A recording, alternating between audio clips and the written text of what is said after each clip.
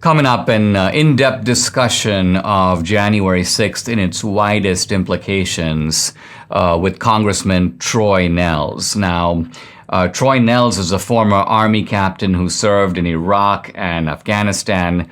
He's also the former sheriff of Fort Bend County, Texas.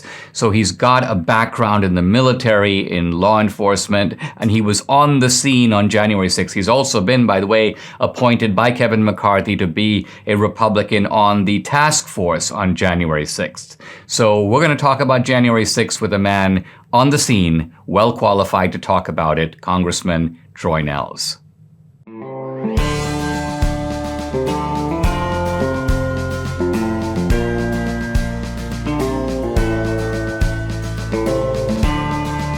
America needs this voice. The times are crazy. In a time of confusion, division, and lies, we need a brave voice of reason, understanding, and truth.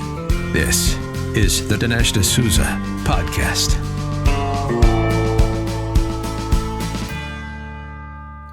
Troy, welcome to the podcast. It's great to have you in studio. And I want to start by talking about how we met. Well, I met you through my producer here, Debbie. Beautiful bride. Who has evidently known you a lot longer than she's known me. Mm-hmm. How did you meet, and what kind of projects have you two worked on together? Oh my goodness, Dinesh. Well, congratulations, because Debbie's just a wonderful, wonderful lady. And I met Debbie over 20 years ago in our community church. And Debbie would sing. Debbie was singing praises, and just her voice is absolutely incredible, quite honestly. And she kept me coming back to church. And then eventually Debbie started a CD. And it was a wonderful CD. And I tell her, I said, Debbie, my beautiful bride too. I said, baby, I said, don't get jealous or anything. I said, but Debbie would put me to sleep every night while I was in Iraq with her CD. What? Absolutely. I would listen to her CD. And now Debbie's singing, very patriotic songs, God Bless America. And so she's just a wonderful person. And then she did some singing at events that you organized for wounded veterans and Memorial Day events, things like that. Oh, right? Yes, because she has such a wonderful voice and such a great American, patriotic American. I had her singing at our Fort Bend Salutes America, which is a Memorial Day program. And I always told Debbie, I said, Debbie, you can never be out of town on Memorial Day. And she did. So she was absolutely fantastic, and very blessed to call her my friend. I think I did that for 11 years. About 11 years. Wow. So, yeah. Well, I got to start off with something kind of funny here, and that is I see that the Texas Democrats have filed a lawsuit against Governor Abbott, and they're claiming that he is to blame for the fact that they, quote, are suffering anxiety and distress over the separation from their families. So they're out of town, they're not in contact with their families. They think that Abbott's to blame for this. They go on to say all kinds of other things. They say things like, that Abbott is violating their rights on the basis of race, quote, in that certain plaintiffs are either black or white.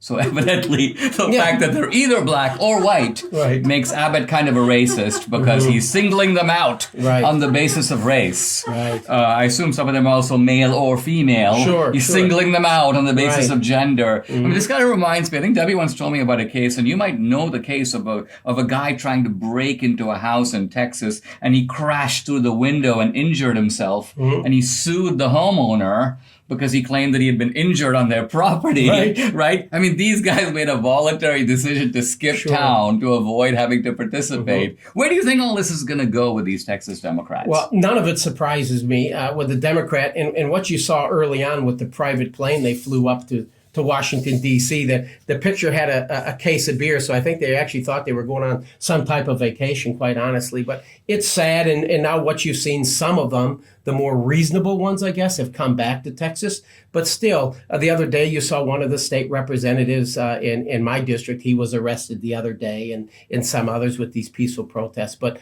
they need to get back to Texas, and they have a responsibility and a duty to the people that elected them in the great state of Texas. And what they're doing is they're just trying to hinder this process.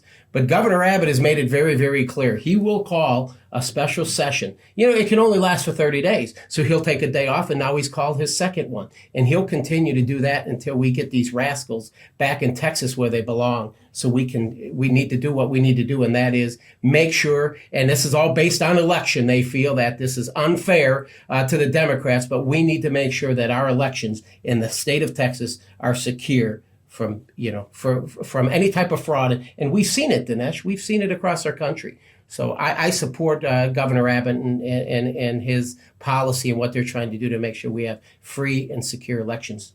And whether they think it's unfair or not, there is a electoral and democratic process to resolve these issues through a vote. They just happen to be in the minority. This would be like a Republican saying, well, it's unfair. This infrastructure bill is unfair. Well, if Biden can get a majority and pass it through, that's the process, right? Well, the Democrats did this 10 years ago. Remember, they went to Ardmore, Oklahoma, and that had to deal with redistricting when Tom DeLay was around. So they fled, and eventually DPS brought them back out of Oklahoma. But this doesn't surprise me at all. Yeah.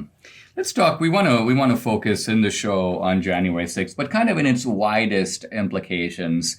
Let me start by asking you. You've now had a close familiarity with January 6th. You were there. You were the man on the scene, and you were the man on the scene. Not in the ordinary sense that, hey, I'm a congressman, I'm there, but you've got a background in the military, you've got a background in law enforcement. So you're looking at it with congressional eyes, but you're also looking at it through law enforcement eyes. Give us a sort of overview of what happened that day, and perhaps a little bit of what you think of the narrative of January 6th, which is what the left has been putting out really before the day was even over. Well, I was a congressman for 72 hours, Dinesh. I was sworn in January 3rd. This took place on January 6th. I was inside the chamber. Obviously, we had COVID. COVID was in full stride there. And so there were very limited seating down below because the House physician says 6 feet, 6 feet. So there weren't that many people on the House floor. There were several up in the gallery. And obviously, we were there for the business. Where were you exactly? I was back at the doors, at those main doors leading into the chamber, down the center. That's where I was at the doors where the president, when he would give a State of the Union address, he would walk down that center walkway. And that's where I was positioned. There is no assigned seating on the floor. You sit wherever you can sit. So I was just towards the back doors, and we were going through Arizona, and then all of a sudden, Nancy was on her throne, and a bunch of uniformed people walked in, and individuals in plain clothes, and it was quite interesting. They rushed her off the podium into the back, and then the back door started shaking, and we knew that we were having some issues. Yeah, we talk a lot about that, and being on this select committee, by McCarthy's choosing, I was honored to serve on that committee. But then Nancy did something that's never been done in the House before, and rejected the minorities' picks. Shame on her for that. So she started kicking off Republican nominees to the committee, and then McCarthy basically withdrew the Republicans, right? He just said, we're not playing this game. If you can't, as the majority leader, pick the minority members of the committee. But it seems that is a clue that there were things that Nancy is afraid of, right? She didn't want certain types of questions being asked. She thought that these people may be troublemakers in her effort to foster a narrative. Do you think that's why she wanted to control the membership, to control the narrative? Sure. When you look at the 5 individuals that McCarthy selected, Jim Jordan, Jim Banks, Kelly Armstrong, Rodney Davis, and you obviously, everybody knows who Jim Jordan is. He was going to ask some tough questions. Jim Banks was going to ask tough questions. So she did what she thought she was right. I'll just avoid the tough questions by just kicking those two off, not approving those two. And then we got together as a team under Leader McCarthy and said, well, you ain't picking 2. You're not getting any of them. So it's never been done. The House historian has said in 230 years, this has never been done where a speaker has rejected the minority's picks for a committee like this. When we come back, I'm going to ask Congressman Troy Nehls about, we're going to pull back for a little bit, talk about Iraq and Afghanistan, and then circle right back to January 6th. Hey, Mike Lindell has an upcoming symposium he wants you to know about, and it's almost here. Here's Mike talking about it. Listen. I'm having a cyber symposium on August 10th, 11th, and 12th. This historical event will be live streamed 72 hours straight on my new platform, frankspeech.com. Now, Mike is going to be offering all kinds of specials on frankspeech.com during the symposium. To get the discounts, you'll need to use promo code Dinesh, but check those out. I want to talk to you now about a special he's having right now on his Giza Dream bed sheets. These are the best sheets. You're never going to want to sleep on anything else. The Giza sheets come in a variety of sizes and colors, and Mike is making a special offer for my listeners. Sale of the year for a limited time, 50% off. As low as $49.99 on the sheets.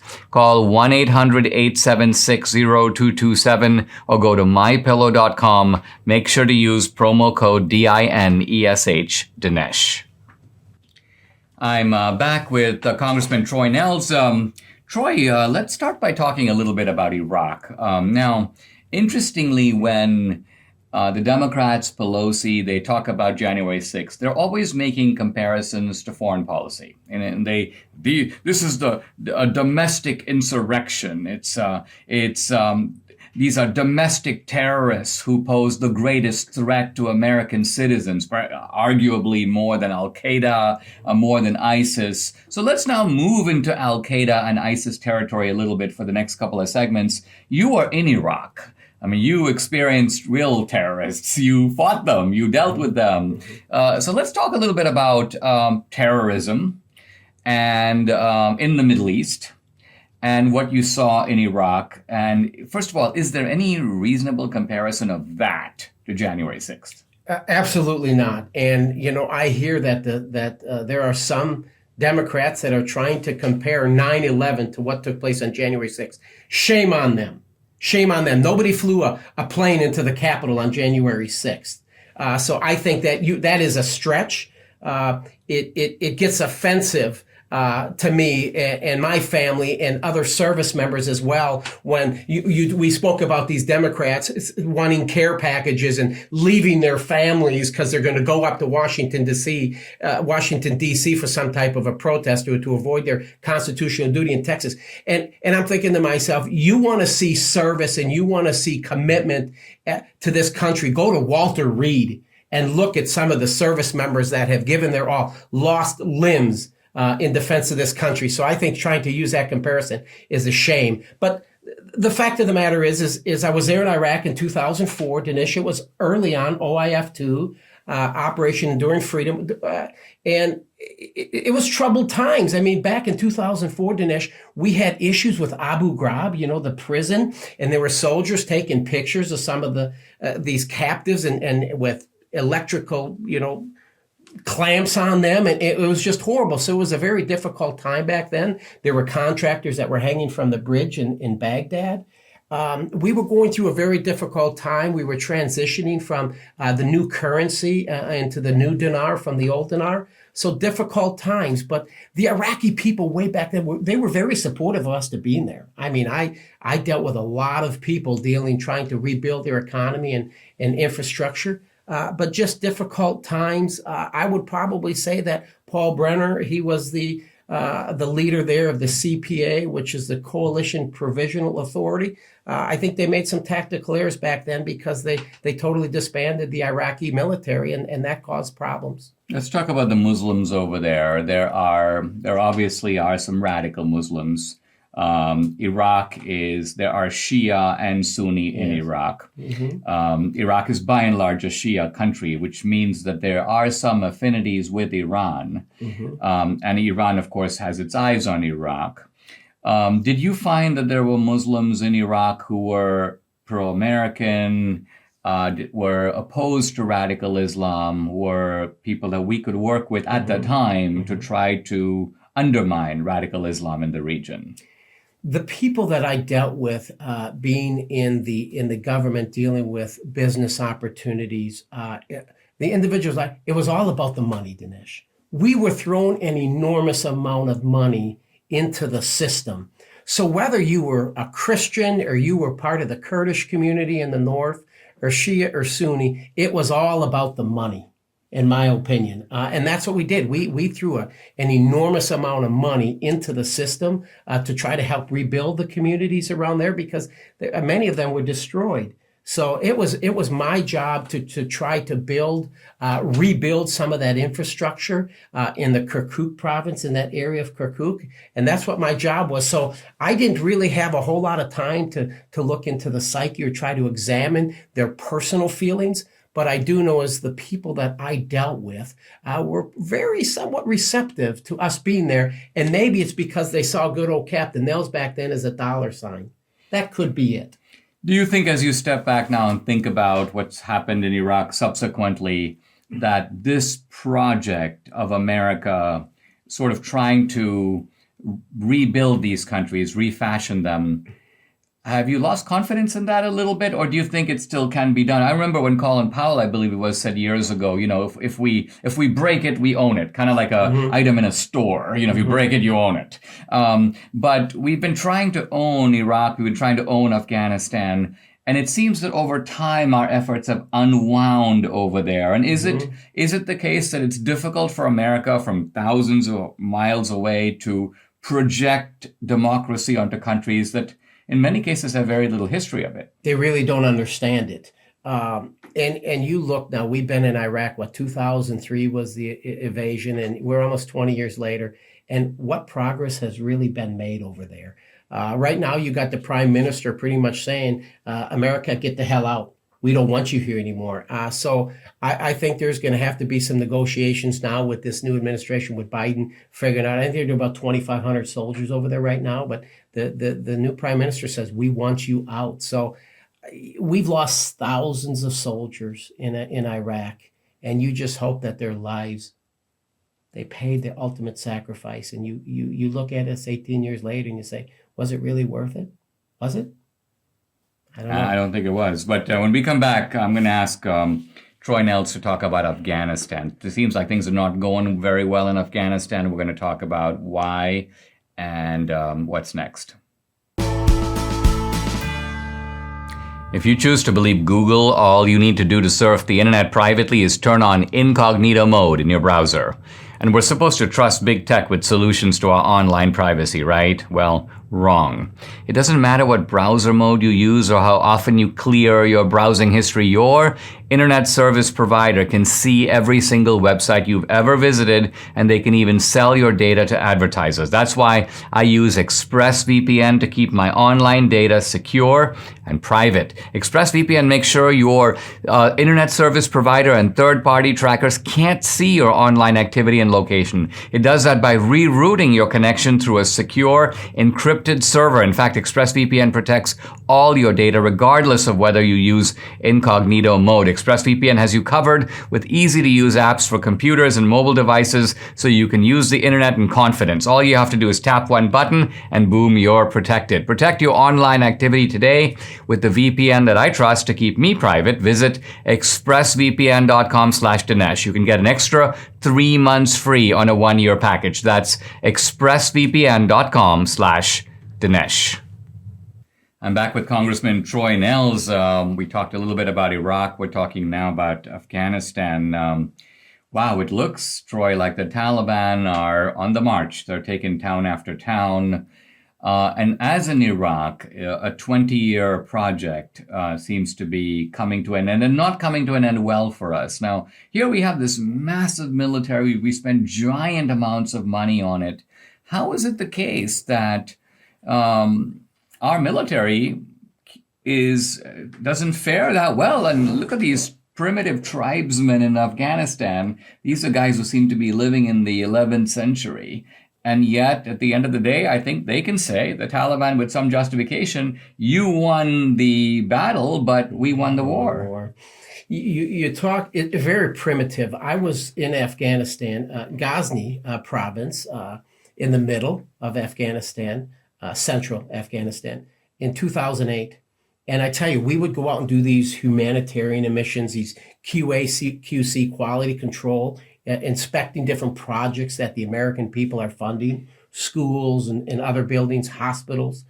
And you would see individuals, and they're out in the middle of the desert, and the children are running around totally naked, totally naked, no shoes, no nothing. They're like nomads. We call them the coochies. It reminded me of some biblical times, honestly, because we would hand out a pencil. Think about that. Today, you'd have to hand a kid an iPad. You handed out a pencil to a child in Afghanistan, and they would fight over a simple pencil. So primitive, they had no clue. Matter of fact, I will say this to you: we worked we worked with the Polish soldiers over there, and they would fly Russian aircraft, hind Ds and hips, and there were still people over there that thought the Russians were still there. Oh. They never thought they never knew they left. Wow. And that's years ago. That's a couple decades ago. Now, Think about that. I guess the American idea was, listen, we were going to come in after 9/11. You guys, the Taliban, were the hosts of 9/11. So it is imperative that we teach you a lesson and push you out of power. I think all of that was right. But then it seems like what we should have done is find the rival tribes on the other side and said, hey guys, listen, we kicked out these bad guys. You may not be the greatest guys, Right. but at least you're not coming over to our country and knocking over our buildings. So we're going to turn over the country to you. Goodbye. Thank you very much. But instead, we didn't do that. We thought, I guess our idea was, let's take Afghanistan from the 11th century and bring it into the 12th century, right? Right. And so that was the idea of starting and building schools. Do you think that this was a mistaken project from the start, or do you think that that we should have done some of it and then exited more promptly than we have? Because it looks like we're now exiting with our tail between our legs. Presumably, we could have left earlier at a better time. We've been in Afghanistan longer than Iraq.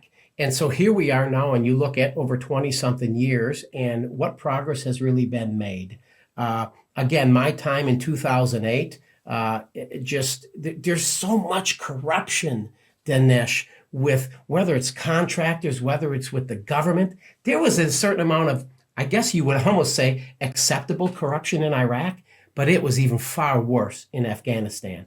When the American people are funding these projects and everybody wants a little envelope underneath the table. So I don't think we were really going to make a whole lot of progress because that country is just full of corruption, but it's very, very tribal. More than even Iraq. It's very, very tribal in Afghanistan. And if you can't get all of those leaders, these chiefs from these different tribes to come together for the sake of the whole entire country, you're not going to make any progress there.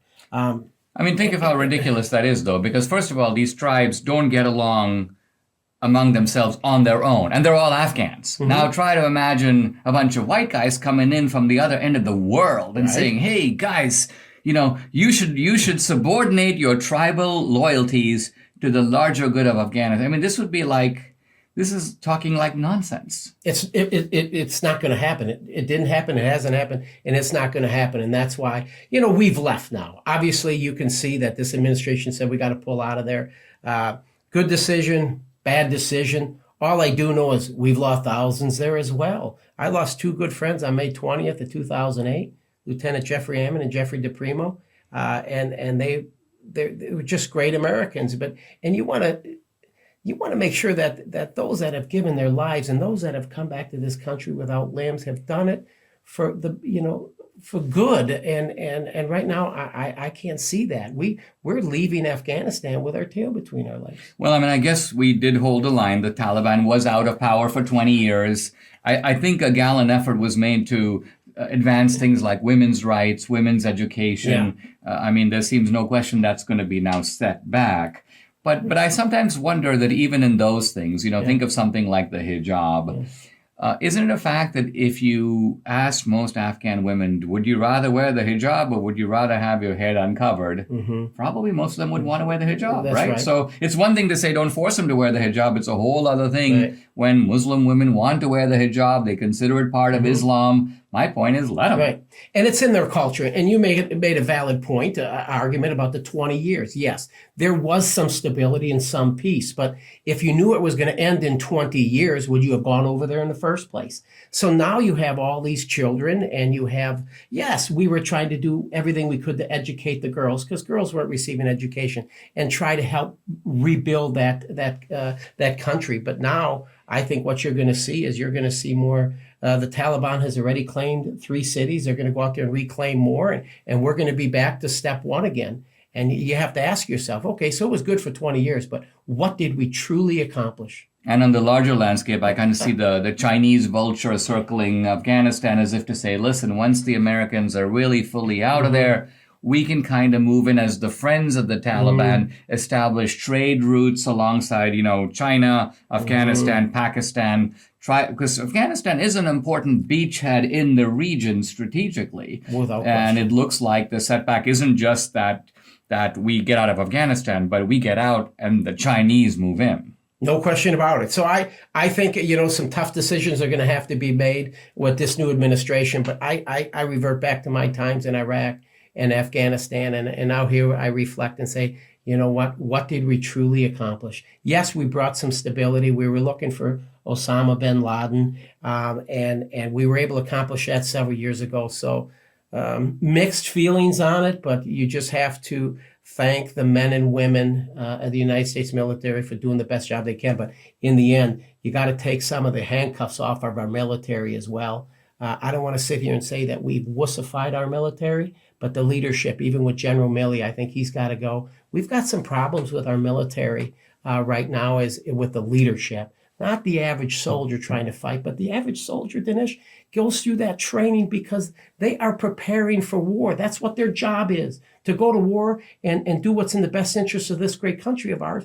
And you got to take the handcuffs off the service members. Absolutely. You really do. It's a tough battle. When we come back, we're going to talk about a different aspect of Troy Nehls' career, his time as the sheriff of Fort Bend County, Texas. I'm going to talk about defunding the police. Do you know just 22% of homeowners refinanced their homes in the past year? Now, if you're not one of them, you could be missing out on significant savings. After all, rates are near all-time lows, meaning you may be paying too much for your home. Don't let that happen. Pick up the phone right now and call American Financing, America's home for home loans. Get a free, no-obligation mortgage review so you can learn about low-rate loan programs that may fit your budget better. It could mean up to $1,000 in monthly savings, and you may be able to postpone 2 payments. So don't put a refinance off any longer. Pre-qualify for free by calling 888-528-1219. Again, that's 888-528-1219, or visit AmericanFinancing.net. American Financing, NMLS 182334, and MLSConsumerAccess.org. I'm back with Congressman Troy Nehls. We're talking about, we've been talking about Iraq and Afghanistan, the wussification of the military. I want to talk a little bit about sort of I'm not going to call it the wussification of the police, because what the left is trying to do is weaken the police as an institution. That's the point of defund the police, to demoralize the police, I guess. Mm-hmm. Is there a way to demoralize the police without emboldening the criminal? Well, first off, when it comes to defunding the police, and I have to see, you see the Democrats are now trying to back off from that a little bit. They own that narrative, Dinesh, defunding the police. And when you go back and what took place in Minneapolis with George Floyd was, there's not a police officer that I've spoken to that felt what that officer did to George Floyd was a good thing. Nobody justified that. And his actions. So I think that the narrative about defunding the police is causing problems for our country, specifically the large cities. And now it's moving into the suburbs. But you look at some of those cities that actually took that movement and said, you know what, we're going to do something about it. We are actually going to defund the police through some type of an order, through a vote through the city council. And now you look at Seattle, you look at Baltimore, you look at Austin here in our great state of Texas. Their homicides have almost doubled.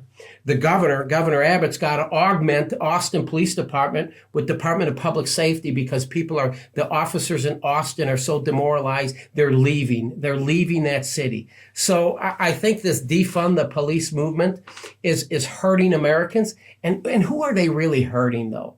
These Democrats with this ideology and this mindset, they're hurting the people they're trying to capture and bring into their party. And that's the people that are in these poor areas in these inner cities where the crime is rampant, Chicago and other places. So I think it's something that the Republican Party needs to continue to talk about, because the Democrats own this. And whether you're a Democrat living in inner city Chicago or in a suburb, anywhere, you cannot support the idea of defunding the police. I followed the George Floyd trial pretty closely, and I thought what was interesting about that trial was the fact that they would bring in one police officer after another who said, we weren't trained to do this. In other words, that George Floyd, that what Derek Chauvin did was anomalous. It was not part of what the manual said. It was not what police officers are trained to do. So on the one hand, you have the prosecution emphasizing that this guy is a bad apple. He's not typical of the police. And if all that's true, it would follow that the solution to the George Floyd unjust killing is hold the officer accountable. Why would you want to defund the police as a group when the police as a group didn't do that to George Floyd? Yeah, but that's what the Democrats wanted. And when you look at Officer Chauvin, he's a white guy, and you look at George Floyd, he's a black guy. And I believe the danger, really what we've seen, not just with George Floyd, but even years prior to that, is that there is a group of individuals, Al Sharpton to me is one of them, that he's looking, his jet is on a tarmac someplace. He's waiting to find the next white officer to shoot an African American. That's what they want to do. I think they want to create division. There is so much hate with some of these individuals. They want to create that division between white and black. And he's waiting for the next one, that next shooting to take place. And I think it's dangerous. I think it's irresponsible. And it certainly doesn't help law enforcement. Who's going to want to do this job, making $50,000 a year, Dinesh? And a majority, 99.9% of the officers out there are working their tails off, doing great things, helping their communities. But the Democrats want to focus on the less than 0.01%. And you said it's because of hate, and I think that is part of it. But I think it's also paying for the jet. In other words, think about it. A jet's kind of expensive to operate. You need a lot of racial incidents so that you can shake this guy down, shake that guy down. I mean, Al Sharpton, if you remember Sharpton from the old days, he was basically a guy who would walk around in a tracksuit. Now you look at him, he's got impeccable outfits, and he's traveling by private aircraft and so on. So something's paying for that lifestyle. He doesn't do anything else. Right. He doesn't have a side business, and then he's also a racial activist. Right. Race is his business, right? Yes. The thing about it is that jet is, the engines are on. They're ready to go. So he's out there, and they'll have the big press conference, whether it was Minneapolis, and there are others, obviously, with phones. Everybody's capturing some type of video, but they're going out there and making judgment calls already and saying that this was improper, this was illegal, this was criminal. He shot this guy. He put a knee on this guy's neck because they were black. And what has that led us to? Civil disobedience across our country, like the protests, the riots over the summertime. That's how dangerous some of these guys really, really are, because they're getting people so spun up, Dinesh. And look at our country in the last 18 months. Interestingly, in the George Floyd trial, as far as I could see, they never even brought up the race issue. So ironically, after making it a huge national issue, here's a trial. Yeah. If this guy was motivated by racial bigotry, let's see the evidence of it. There was none. Well, they never brought it up. Let me ask you this question. You were talking about the inner cities and the fact that it's minority communities that suffer the most, right? And they suffer the most, not just in crime, terrible schools, terrible neighborhoods, broken families. Now, the Democrats have run these places for 50 years. Here's my question. Why is it that the inhabitants of those inner cities don't wake up and go, look, our overlords are not doing a good job, because look at the misery of our ordinary lives. We have a chance. Let's throw the bums out and give the other guys a chance.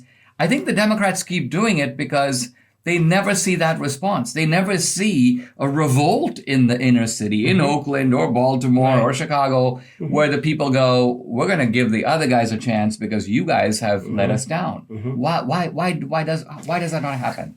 It's a very good question. I think you're starting to see some of the minority communities take more of a position. Look at Trump did so well here in the great state of Texas with the Hispanic community. With the African American community, I thought he did well too. But I think for many, if you just if the government controls your life, in their minds, it's a good thing. Just send me a check, give me a little bit more on unemployment, send me a stimulus check every 6 months, and you'll have my support. Matter of fact, give me some free education for my kids because I'm not going to pay for it.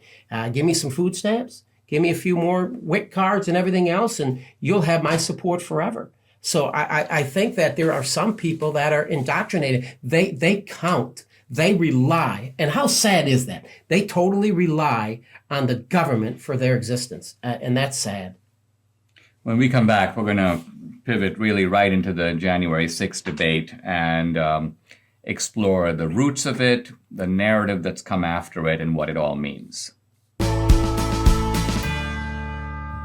We've been so conditioned by our healthcare system to wait until we're sick before we work on our health. Oftentimes we wait until it's too late and the damage has already been done. So be smart like Debbie and me. Start taking balance of nature today. It's not intended to be a cure-all for ailments. In fact, Dr. Douglas Howard created balance of nature for the purpose of getting all the right building blocks into your system so that your body can have its best shot at staying healthy. I can think of nothing easier than balance of nature to help build a defense against poor health.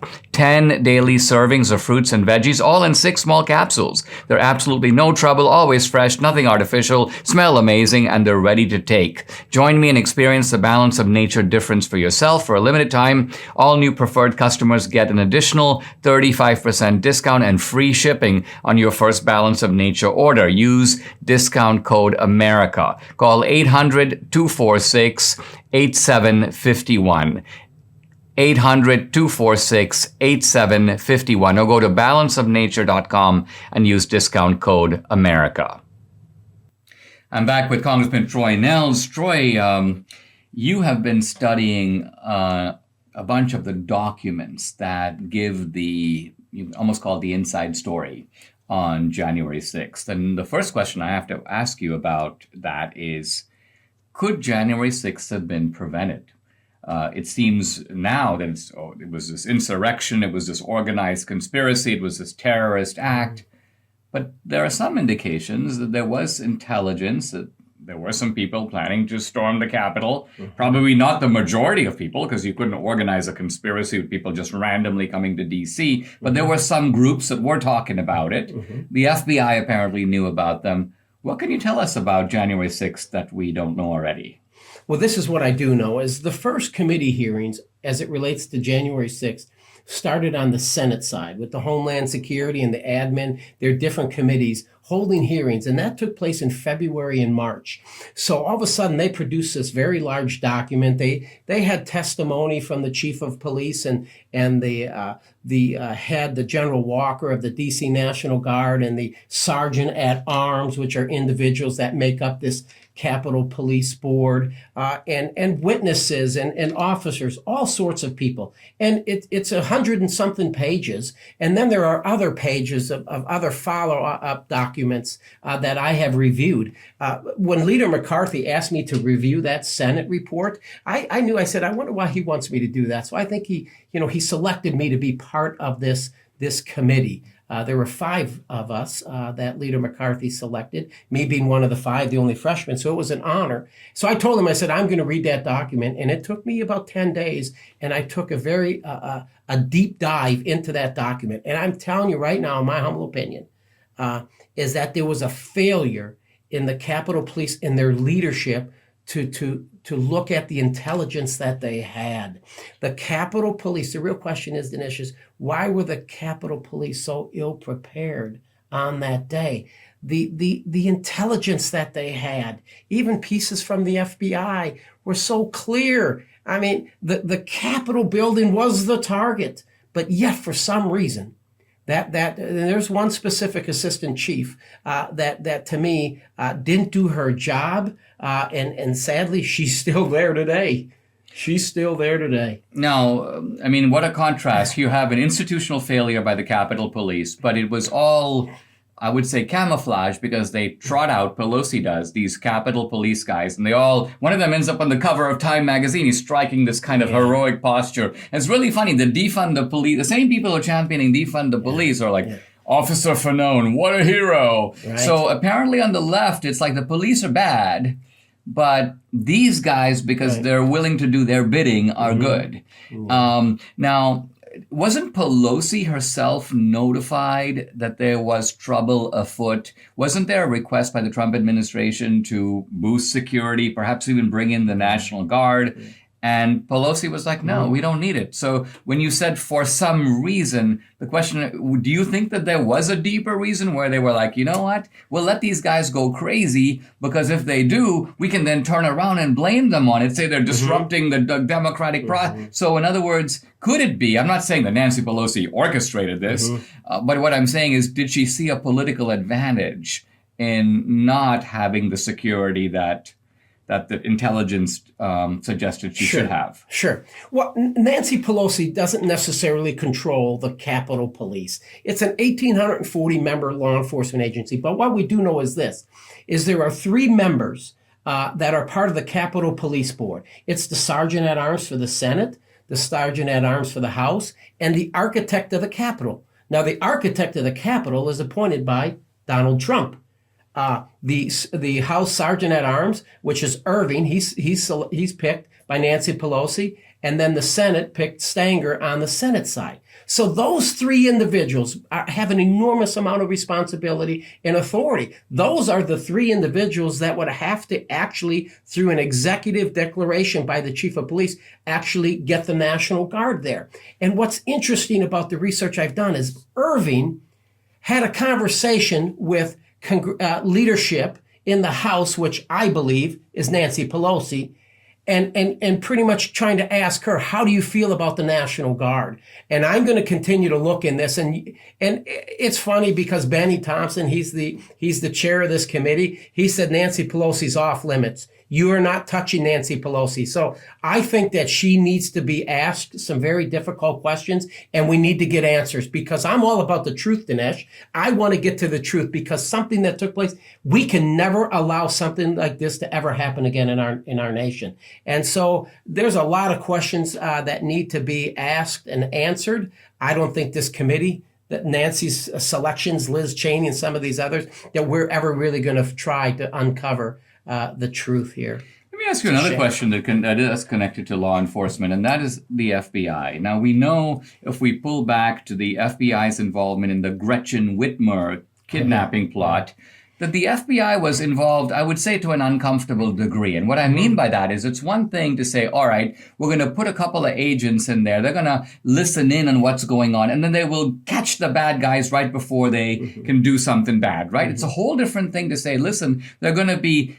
13 plotters, and 8 of them are going to be our FBI agents. Right. And we're going to be actively involved in the plot, and we're going to do logistical organization. We're going to provide supplies. We're going to basically pull it off, so that if it wasn't for us, we don't even know if the other guys would have done it.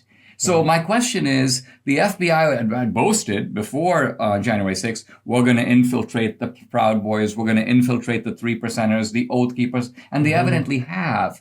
My question is, do we know enough about what the FBI did and didn't do in even pulling off January 6th?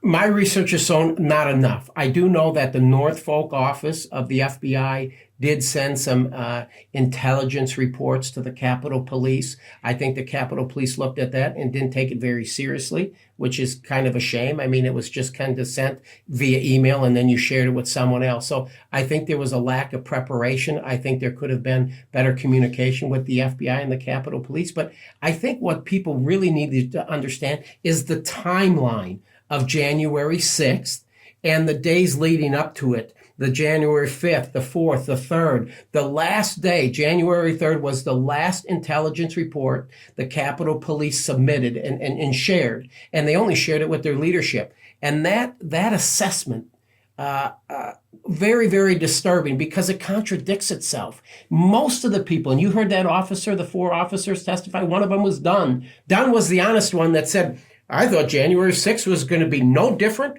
than the mega million marches that took place in November and December, which were relatively, it was nonviolent. There wasn't a whole lot of commotion.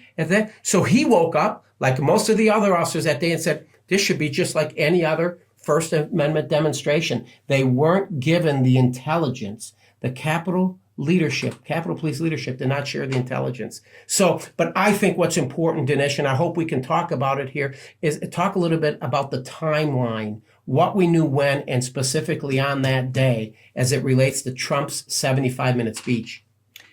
When we come back, I'm going to continue this topic with Troy Nehls, and I'm also going to explore the question of whether or not what's happening to the January 6th defendants is a political prosecution. It's time to talk about gold and precious metals. Now, on July 4th, 1776, we declared our independence from taxation from a government an ocean away.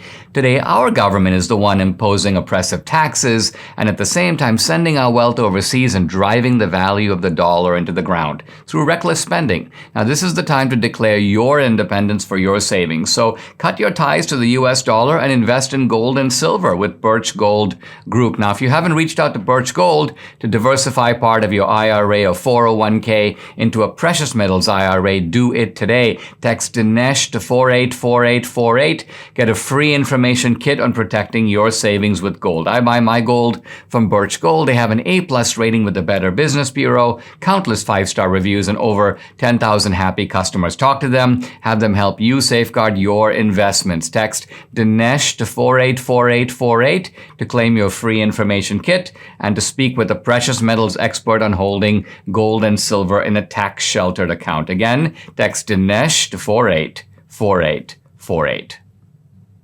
I'm back with Congressman Troy Nehls. Troy, you were talking a moment ago in the last segment about Trump's speech and about the breaching of the Capitol. Now, from the left's narrative, one Trump speech was the cause of the other. And of course, there was a whole impeachment based on the Trump incited it. Is there any way of definitively answering the question, did Trump incite the breaching of the Capitol? I believe so. And if you look at the timeline, and I've examined it minute by minute on the events on January 6th, at 10 o'clock in the morning already, President Trump was going to speak in an area called the Ellipse, which is near the White House. He didn't start speaking until 11:58 a.m., and his speech was 75 minutes long. So he didn't finish till about 10 after 1. The Metropolitan Police Department at 10:30 in the morning, and has already said there are 25 to 30,000 people down in this Ellipse area. They're down there waiting to hear Donald Trump speak. So they sat there for a couple of hours.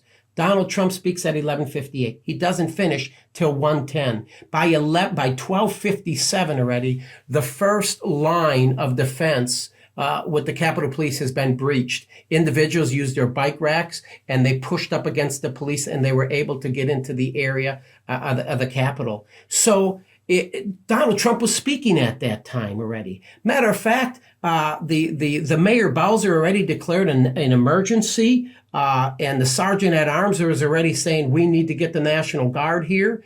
Chief Sund was saying we've got a riot going on. And while they were making those claims, Trump was still speaking. So if you look at the distance between the Ellipse where Trump delivered his speech and he finished it at 1:10, and by the way, he said, let's peacefully march to the Capitol, the line was already breached. So who were those people? Because I don't know, I've been to I've seen a lot of Trump rallies. I don't think people leave before Trump is done speaking. So it would take an enormous amount of time. So my point is this, Dinesh, is that he didn't get done speaking till 10 after 1, and the first line of defense at the Capitol was breached at 12:57. So was it Trump's people? I have a difficult time because it's going to take you 15 to 20 minutes to walk to the Capitol from where he spoke. Now, we have seen, Troy, over the past 15 months, against the backdrop of Antifa protests, BLM protests. This goes back to Trump's inauguration. You remember all the smashing of the stores. You remember the Kavanaugh hearings and the kind of storming of the Supreme Court. Mm-hmm. You remember the threats that came directly from Schumer's mouth. He was basically saying, well, you better watch out, Kavanaugh. You better watch. So all of this stuff is the backdrop. Now, you go down to a Trump rally on January 6th, right? And then let's just say after Trump finishes speaking, all these people mosey on over to the Capitol. And they notice that by this time, exits are open.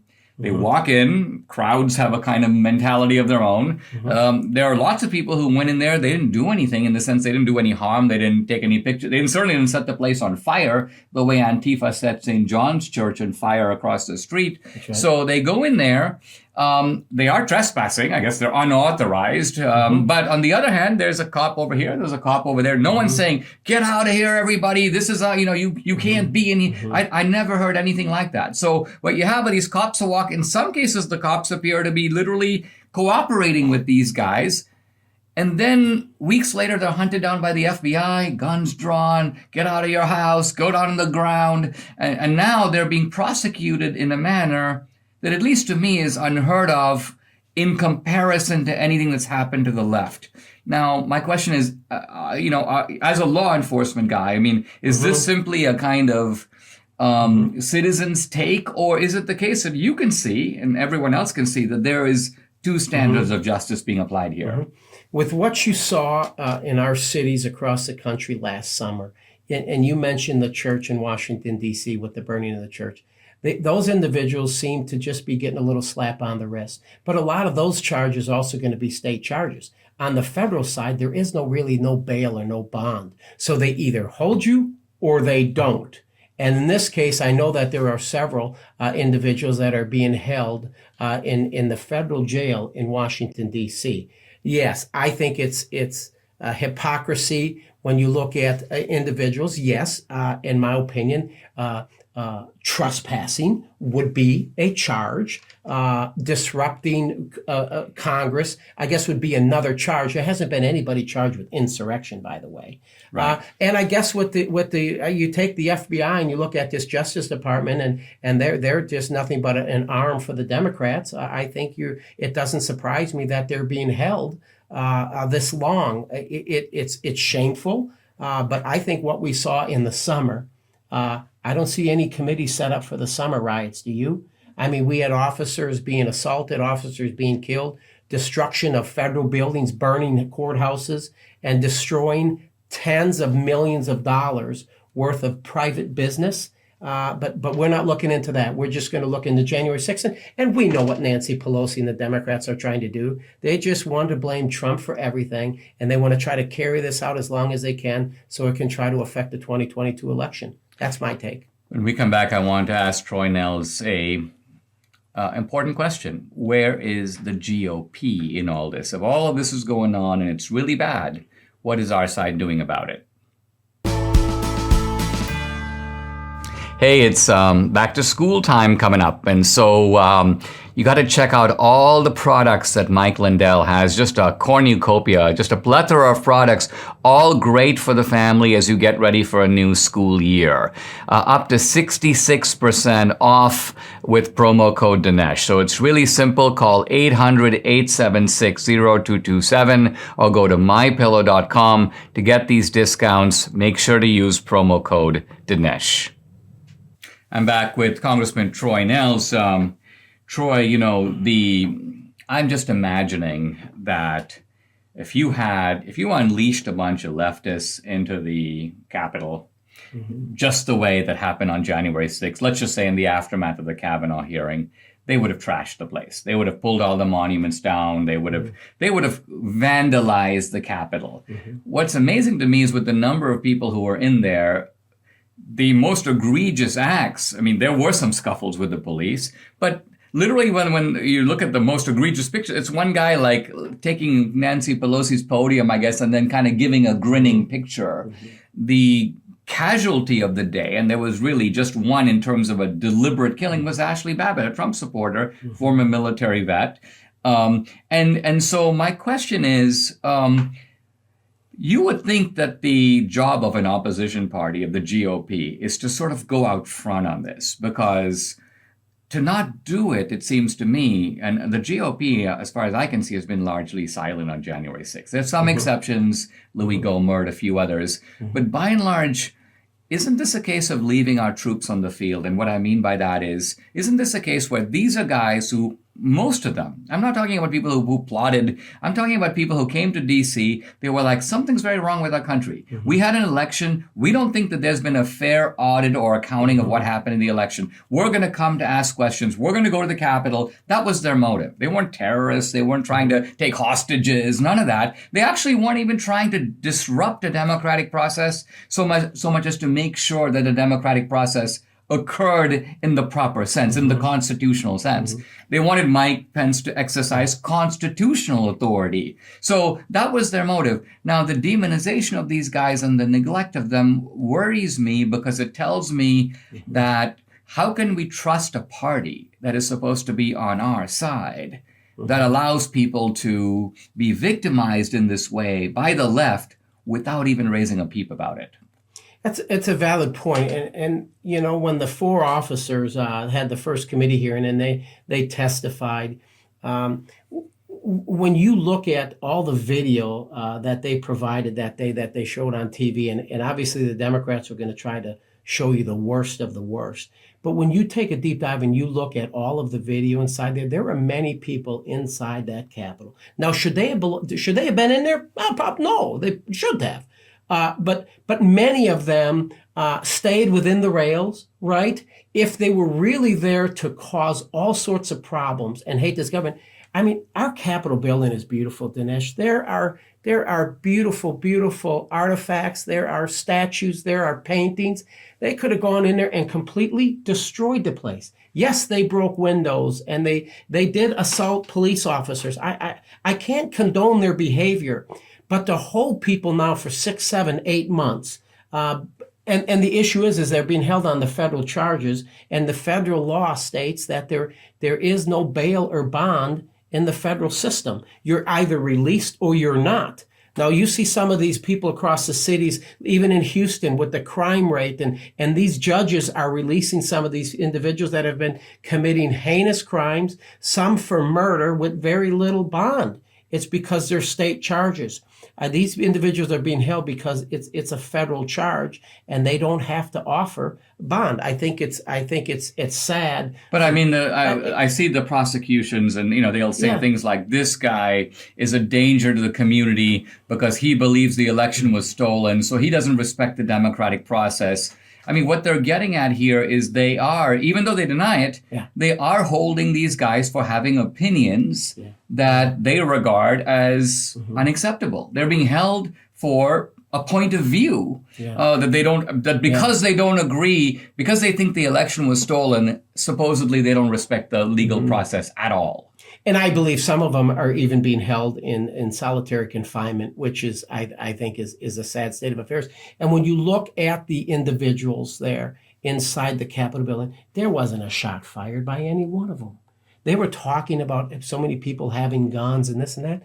There was not a shot fired by any one of those protesters, any one of those rioters. Troy, you have an inside track here, and I would recommend that you put all this together. This is an untold story in its entirety. And I wonder, I mean, one idea would be perhaps for you to consider either doing a book or doing some kind of a report that tells the full story of January 6th, because all we're getting right now, in my opinion, is propaganda and lies. Well, thank you. And I think that's I'll have to think about that one. But I will say this, is that I made a commitment to Leader McCarthy and to the American people on television that I'm going to do everything I can to uncover the truth. The American people need to see the truth and know the truth, whether they may not agree with it, but I think it's important that we uncover the truth. I think that this committee that Nancy Pelosi has put together is nothing but a sham. I don't think they're going to get any tough questions. I don't think we're going to ever truly find out why were the Capitol Police not prepared to deal with January 6th. Absolutely. Subscribe to the Dinesh D'Souza podcast on Apple, Google, and Spotify, or watch on Rumble, YouTube, and SalemNow.com.